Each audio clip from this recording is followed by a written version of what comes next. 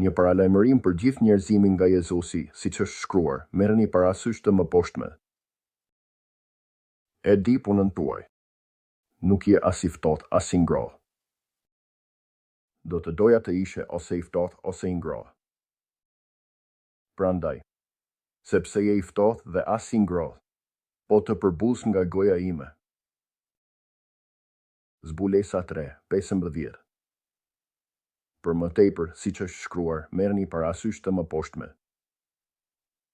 Jezusi kaloi nga një qytet në një fshat tjetër, duke mësuar ndërsa po bënte rrugën drejt Jeruzalemit. Dikush e pyeti: Zot, a do të shpëtohen vetëm disa?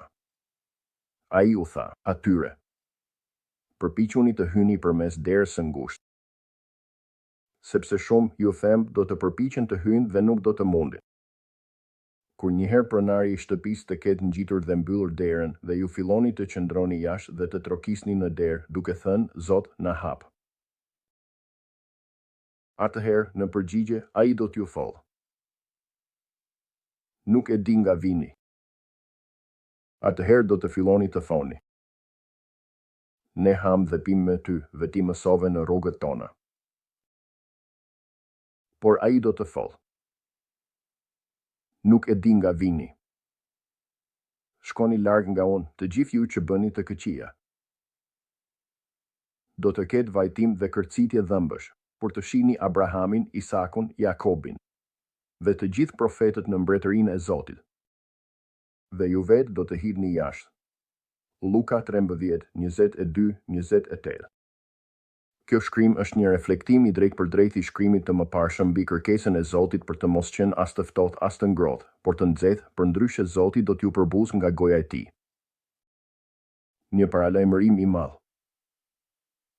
Zoti po kërkon dhe do të shpërblejë ata që e kërkojnë, e adhurojnë dhe e vendosin atë mbi të gjitha gjërat çdo ditë, sepse ai është Zoti, Zoti, krijuesi i qiellit dhe i tokës. Merrni parasysh shkrimin në vazhdim për ta shtuar këtë. Siç është shkruar: Le të jetë i mallkuar kushto që nuk ka dashuri për Zotin. Zoti ynë dhi, 1 Korintasve 16:22. Siç është shkruar: Dhe pa besim është e pamundur të kënaqësh Zotin, sepse kushto që do t'i afrohet atij duhet të besojë se ai ekziston dhe se ai shpërblen ata që e kërkojnë. Hebrejve 11:6. Merrni parasysh këtë paralajmërim siç është shkruar. Sepse ashtu si ishin ditët e Nout, ashtu do të jetë ardhja e Birit të Njeriu. Sepse ashtu si në ato ditë para përmbytjes, ata po hanin dhe pinin, po martoheshin dhe po jepnin në martesë deri në ditën kur Noe hyri në ark, dhe ata nuk dinin asgjë deri sa erdhi përmbytja dhe i mori të gjithë. Ashtu do të jetë edhe ardhja e Birit të Njeriu. Qëndroni zgjuar, pra, sepse nuk e dini se në cilën ditë po vjen Zoti juaj. Por kuptoni këtë. Nëse pronari i shtëpisë do të kishte ditur në cilën pjesë të natës po vinte hajduti, ai do të kishte qëndruar zgjuar dhe nuk do ta kishte lejuar shtëpinë e tij të thyej. Prandaj, edhe ju duhet të jeni të gatshëm, sepse Biri i Njeriut po vjen në një orë të papritur. Mateu 24:37-44. Në përmbledhje, Biri i Njeriut është Jezusi. Dhe Jezusi po paralajmëron njerëzimin për atë që do të vi. Dhe pak janë të gatshëm për atë që do të vi. Dhe do të jetë një keqardhje e madhe për shumicën e njerëzimit që nuk e dëgjoi paralajmërimin e Jezusit. Mos u bëni ky person që nuk dëgjon, sepse do të jetë një përjetësi keqardhjeje. Siç është shkruar. Jezusi paralajmëron se çfarë do të ndodhë me ata që dështojnë në mesazhin e tij si më poshtë. Ai do ta presë në copa dhe do ta vendosë me hipokritët, ku do të ketë qarje dhëmbësh dhe vajtim.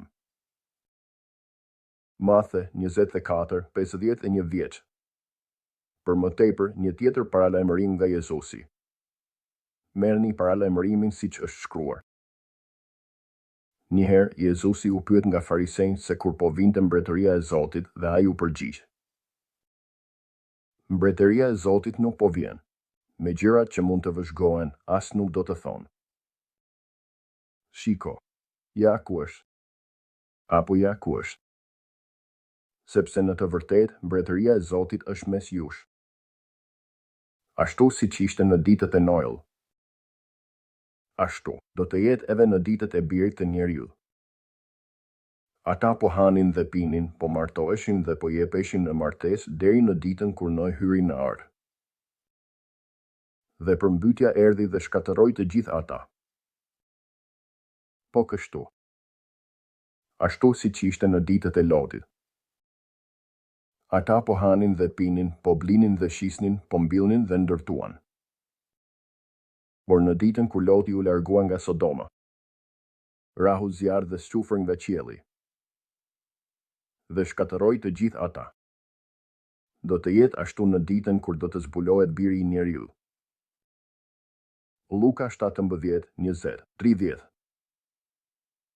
Ashtu siç është shkruar me besim, Noe, i paralajmëruar nga Zoti për ngjarje që ende nuk ishin parë, e respektoi paralajmërimin dhe ndërtoi një ark për të shpëtuar familjen e tij. Hebrejve 11:7. Mbani mend, vetëm tek persona u shpëtuan nga paralajmërimi. Zoti i dha Noeut dhe Noe i dha popullit, por askush nuk e besoi atë. Dhe ata u shkatëruan, çdo njeri prej tyre, përveç Noeut dhe familjes së tij. Në shkrimin e mëposhtëm, Jezusi i paralajmëron njerëzit për profetët e rem që do t'i çojnë njerëzit në humbje, madje edhe ata që besojnë në Jezusin, dhe çfarë do të ndodhë me të pabesët.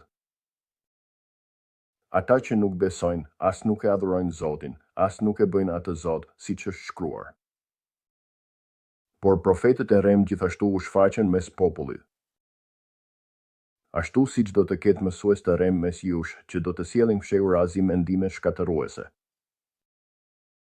Ata do ta mohojnë edhe Zotin që i bleu, duke sjell shkatërim të shpejtë mbi veten e tyre. Edhe kështu, shumë do të ndjekin mënyrat e tyre të shthurura, dhe për shkak të këtyre mësuesve, rruga e së vërtetës do të përbozet. Dhe në lakmin e tyre, ata do t'ju shfrytëzojnë me fjalë mashtruese. Dënimi i tyre i shpallur prej kohësh ndaj tyre nuk ka qenë i papunë. Dhe shkatërimi i tyre nuk është në gjumë. Sepse nëse Zoti nuk i kurseu engjëjt kur ata mëkatuan, por i hodhi ata në ferr, dhe i angazhoi ata në zinxhir të errësirës më të thellë për t'u mbajtur deri në gjykim. Dhe nëse ai nuk e kurseu botën e lashtë, edhe pse e shpëtoi Noeun, një shpallës i drejtësisë me shtak të tjerë, kur ai solli një përmbytje në një botë të pabesë. Dhe nëse duke i kthyer qytetet e Sodomos dhe Gomorës në hi, ai i dënoi ata në shkatërim dhe i bëri ata një shembull për atë që do t'i ndodhë të pabesëve. 2 Pjetrit 2:1-6. Në vijim të shkrimit, Jezusi e paralajmëron njerëzimin të zgjohet. Dhe nëse nuk zgjohemi, unë do të vij si një hajdut dhe nuk do të dini se në cilën orë do të vij te ti. Ai i paralajmëron ata të cilëve emrat nuk janë shkruar në librin e jetës. Siç është shkruar, e di veprat tuaja. Ke një emër që je gjallë, por në të vërtetë je i vdekur. Zgjohu dhe forco atë që mbetet dhe është në prag të vdekjes, sepse nuk i kam gjetur veprat e tua të përsosura para syve të Zotit tim. Kujto atëherë çfarë ke marrë dhe dëgjuar, zbatoje atë dhe pendohu. Nëse nuk zgjohemi, do të vij si një hajdull, dhe nuk do të dish se në cilën orë do të vij te ti. Megjithatë, ke ende disa persona në Sardis që nuk i kanë ndotur rrobat e tyre. Ata do të ecin me mua të veshur me të bardha, sepse ata janë të denjë. Nëse fiton, do të vishesh si ata me rroba të bardha. Dhe nuk do ta fshi emrin tënd nga libri i jetës. Unë do ta pranoj emrin tënd para Atit tim dhe para engjëjve të tij. Zbulesa 3:1-5. Në shkrimin e mëposhtëm paralajmërohet të mbash fjalën e Zotit me durim. dhe Jezusi do të mbajë lart orës së provës që po vjen për të gjithë banorët e tokës. Sepse ke mbajtur fjalën time të durimit. Do të mbaj lart orës së provës, që po vjen mbi të gjithë botën për të provuar banorët e tokës. Unë po vi shpejt. Mbaj i fort ato që ke, që askush të mos e marrë kurorën tënde. Nëse e fiton, do të bëj nga ti një shtyllë në tempullin e Zotit tim. Nuk do të dalësh kur prej saj. Do të shkruajmë mbi ty emrin e Zotit tim dhe emrin e qytetit të Zotit tim, Jerusalemi i ri që zbret nga Zoti im nga qielli, dhe emrin tim të ri. Zbulesa 3:10-12. Merrni parasysh shkrimin e mëposhtëm, siç është shkruar, në lidhje me shpërblimin e besnikëve. Atëherë ata që e nderonin Zotin folën me njëri tjetrin. Zoti e vuri re dhe dëgjoi, dhe një libër kujtimi u shkrua para tij për ata që e nderonin Zotin dhe mendonin për emrin e tij. Ata do të jenë të mia, thotë Zoti i ushtrive. Pasuria ime e veçantë në ditën kur unë veproj. Dhe do t'i kursej si prindër, do t'i kursej fëmijët e tyre që i shërbejnë atyre. Atëherë, edhe një herë, do të shohësh ndryshimin mes të drejtëve dhe të këqive. Mes atij që i shërben Zotit dhe atij që nuk i shërben atij. Malakia 3:16-15. Në përmbledhje. Dediko çdo ditë tënde Jezusit. Kërko shpirtit të shenjtë që të udhëheqë dhe të drejtojë në kishën dhe drejtuesit që do të të ndihmojnë të arrish drejtimin shpirtëror. Për të kaluar përmes derës së ngushtë. Unë mbështes kishën katolike dhe ortodokse, themelin e krishterimit. Lexo fjalën e Zotit dhe mëso çfarë kërkohet prej teje para Zotit dhe jetojeni atë dhe përgatit shpirtin tënd për përjetësinë.